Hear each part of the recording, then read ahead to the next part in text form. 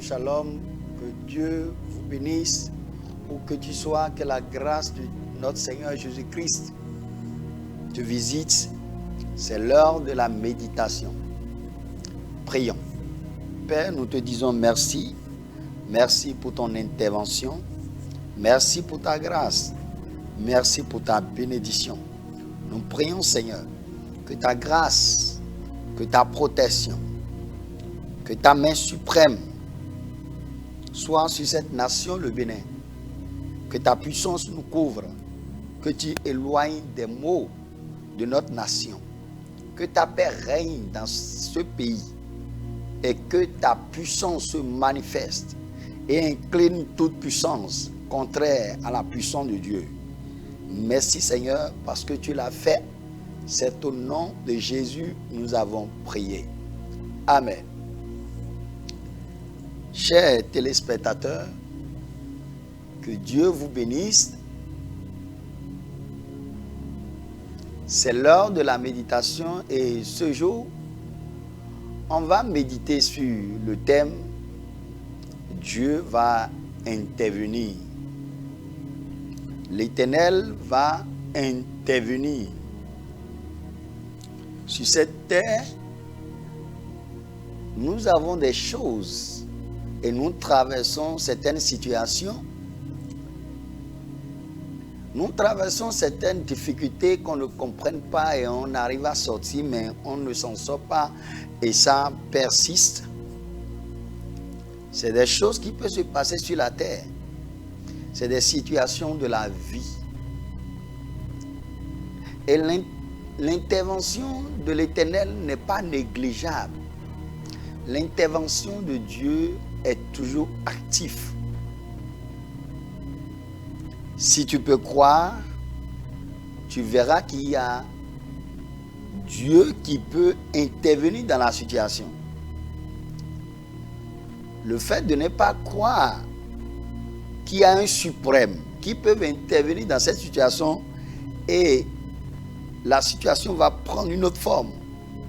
Le cours des choses va changer. Il y aura autre chose qui va rentrer dedans. Parce que Dieu a intervenu. Je veux juste te dire ce matin que Dieu va intervenir. Dieu va intervenir. Nous sommes dans le livre de Luc, chapitre 10. Le livre de Luc, chapitre 10. Et nous allons lire à partir de verset 37. Jésus est en train de relater une histoire très importante. Luc 10, verset 37. Il dit, Jésus reprit la parole et dit, un homme descendait de Jérusalem à Jéricho. Il tomba au milieu des brigands qui les dépouillaient, le chargeaient de coups et s'en allaient, le laissant à demi-mort. Que Dieu bénisse sa parole. Nous allons analyser et méditer sur l'histoire que tu as tant entendue. Je sais que tu as déjà entendu beaucoup de choses dans ce récit de Jésus qui est en train de nous relater quelque chose de très important.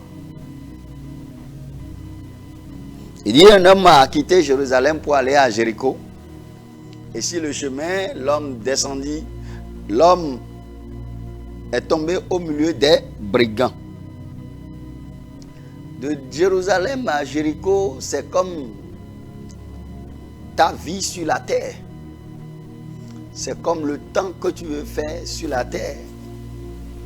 C'est comme les 50 années que tu veux faire, les 70 années que tu veux faire, les 80 ans que tu veux faire, les 100 ans que tu veux faire, les 12 ans, les 7 ans, les 2 ans, les 1 an que tu veux faire sur la terre. Oui. Parce que sur le chemin de la destinée, sous ce soleil, l'homme ne sait pas le nombre de jours qu'il veut faire. Donc, de Jérusalem à Jéricho, l'homme a quitté, mais la Bible dit, sur le chemin, il est tombé au milieu des brigands. Il n'avait pas fait le programme des brigands, mais il est tombé au milieu des brigands. Il n'avait pas fait le programme des brigands dans son programme. Il n'avait pas calculé leur présence sur la voie, mais il est tombé au milieu d'eux. Mais comme il est tombé au milieu d'eux, la Bible dit que les brigands l'ont dépouillé, l'ont chargé de coups. Et il s'en allait, le laissant à demi-mort. Ça veut dire que les brigands l'ont pris, ils l'ont dépouillé, ils ont pris tout ce qu'il a de précieux. Ils ont dépouillé les habits, les portables, l'argent et tout ce que le monsieur a. Ils l'ont dépouillé de tout, ils l'ont dépouillé. Ils l'ont frappé, ils l'ont maltraité. Et ils l'ont laissé là à demi-mort. Il n'avait pas fait ce programme, mais il est tombé dans leurs mains. Peut-être toi-même tu es en train de vivre ce scène actuellement. Peut-être tu es en train de vivre ça. Actuellement, tu es en train de traverser quelque chose de pareil. Tu es tombé au milieu des brigands. Tu es tombé au milieu des sorciers. Tu es tombé au milieu des destructeurs. Ils t'ont dépouillé complètement. Aujourd'hui, tu n'as plus de carrière, tu n'as plus de travail, tu n'as plus de vie, et tu n'as plus de foyer. Tu es tombé dans leurs mains. Tu es tombé dans leurs mains, ils t'ont rendu malade, ils ont détruit ta vie avec des soucis, des maladies, avec des dettes. Peut-être c'est ça que tu es en train de vivre, tu es tombé au milieu des brigands. Et dans ma langue, on dit adje. Beton y na kanle si en l'homme. Beton y na kanle si en l'homme. Boy, il fort. Et bien, vous sont goy.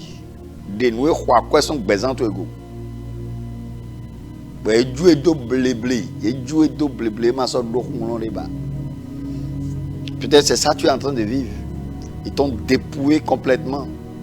Ils ont pris ce que tu as de précieux. Les brigands, c'est la sorcellerie, c'est l'ennemi. C'est les dépouilleurs, c'est les destructeurs. C'est ces gens que le monsieur a rencontrés. Peut-être c'est toi-même. C'est ces gens que tu as rencontrés sur le chemin de ta destinée. C'est ceux-là que tu as rencontrés sur le chemin de ta vie. Et aujourd'hui, ils t'ont dépouillé de tout. Toi qui avais des choses. Mais aujourd'hui, tu n'as plus rien. Ils t'ont laissé à demi-mort. Laisse-moi te dire que Dieu va intervenir. L'intervention de l'Éternel est possible. Et Dieu va intervenir et tu ne resteras plus comme ça et tu ne demeureras plus dans cet état. L'Éternel va intervenir. Les brigands l'ont fait, ils t'ont laissé. Mais Dieu va te reprendre. Il dit, je suis en bas. Mais je sais que mon Dieu va me reprendre. L'Éternel va me relever. Tu dois croire en ça. Tu dois croire en l'intervention divine. Au moment que le monde a touché à ta vie, croire encore la capacité de Dieu de te relever. Oui. Peut-être c'est ton travail qui est tombé sur le coup de l'ennemi, qui est tombé entre les brigands. Ton activité a reçu un coup très dur. L'entreprise est fermée parce qu'il a été dépouillé de tout. Peut-être c'est ton commerce, il n'y a plus rien dedans, c'est les dettes. Ce qui te donne le revenu est tombé dans le coup des brigands, est tombé dans la main des brigands. Et aujourd'hui, ton travail est plein pour toi. Ton activité qui te donnait la joie devient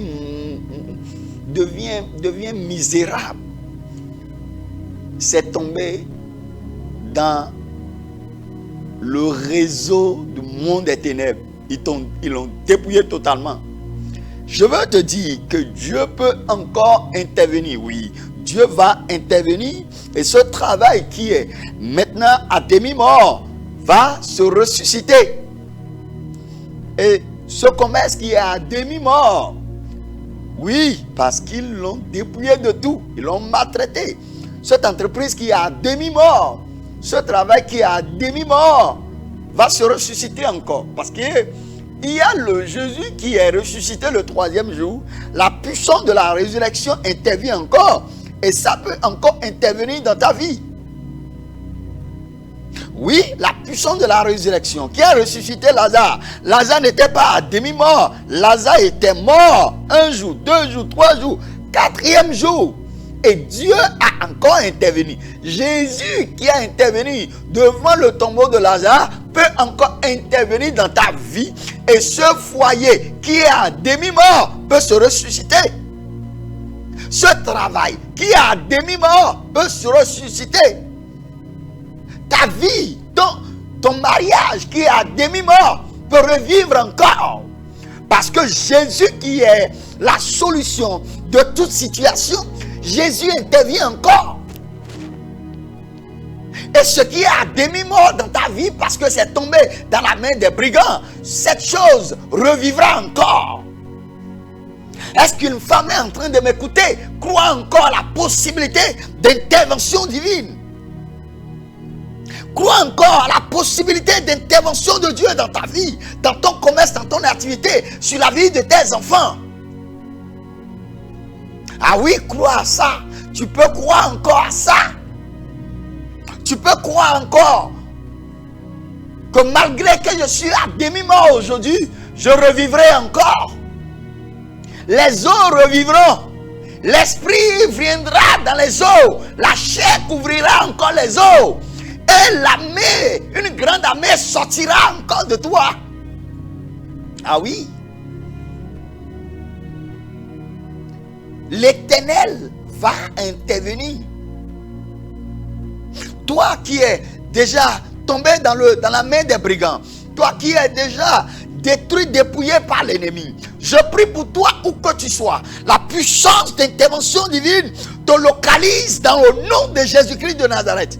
Où que tu sois, je prie dans le nom de Jésus. Relève un peu ta foi. Je me tiens sur ta foi maintenant, je déclare et je décrète que là où l'ennemi, les brigands t'ont jeté, l'Éternel te relève de là. Ah oui, là où les brigands ont jeté ton corps et tu es à demi-mort, ils ont jeté ton entreprise, ils ont jeté ton foyer, ils ont jeté tes affaires. Au nom puissant de Jésus-Christ de Nazareth, Jésus intervient et tu reviens à la vie. Ton commerce revient à la vie. Ton entreprise revient à la vie. Ton mariage revient à la vie. Au nom suprême de Jésus-Christ de Nazareth. L'Éternel va intervenir, sœur. Je veux juste te dire, garde la foi. Ne baisse pas les bras dans tes prières. Ne raccroche pas. Dieu va intervenir. Parce que quand tu lâches, ils verront qu'ils t'ont eu. Ils verront qu'ils t'ont... c'est fini, ils vont rire. Non, ceux qui attendent pour rire ne doivent pas voir. Donc relève et reprends ta foi, reprends ta vie de prière, car rien n'est encore fini. Il reste encore des épisodes d'intervention divine et l'histoire changera encore. Et on aura d'autres épisodes qui vont donner encore plus de joie. Que Dieu te bénisse. C'est votre serviteur, apôtre Ferdinand Gouton, la destinée. Que Dieu vous bénisse. Amen. Shalom dans vos murs et que la grâce de notre Seigneur Jésus-Christ demeure dans vos vies. Dans le nom suprême de Jésus-Christ de Nazareth, nous avons ainsi prié. Tu peux donner ta vie à Jésus. Tu peux te confier à l'Éternel. Il peut encore intervenir. Shalom. Amen.